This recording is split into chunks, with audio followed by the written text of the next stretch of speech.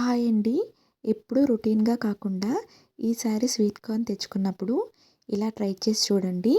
ఇది మనం నార్మల్ జొన్న పొత్తులతో కూడా చేసుకోవచ్చు. స్వీట్ కార్న్‌తో కూడా చేసుకోవచ్చండి. ముందుగా స్వీట్ కార్న్‌కున్న తొక్కలన్నీ ఇలా తీసేసుకొని వీటిని చిన్న చిన్న ముక్కలుగా కట్ చేసుకోవాలండి. మనం ఇక్కడ ముక్క అనేది చాలా లావుగా ఉండాలండి. లావు సైజులోనే కట్ చేసుకోవాలి మనం. ఇలా కట్ చేసుకున్న ముక్కలన్నీ పక్కన పెట్టుకోవాలండి.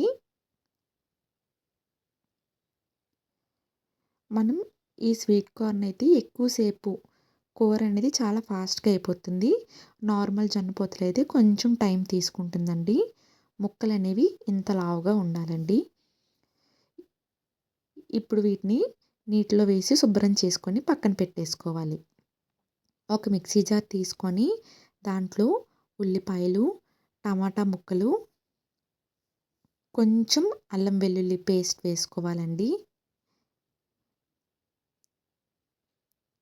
దీంట్లోనే ధనియాల పొడి, జీలకర్ర పొడి,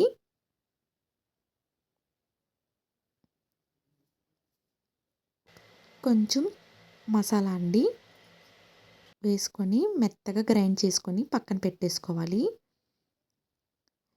మెత్తగా అవసరం లేదండి, కచ్చాబచ్చాగా సారీ.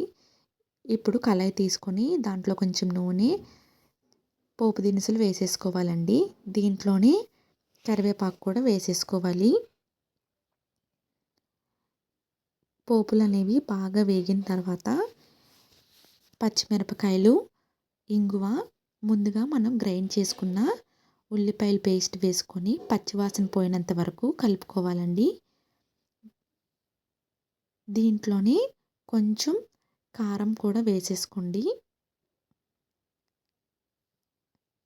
రుచికి సరిపడినంత ఉప్పు వేసుకొని బాగా ఫ్రై చేసుకోవాలండి.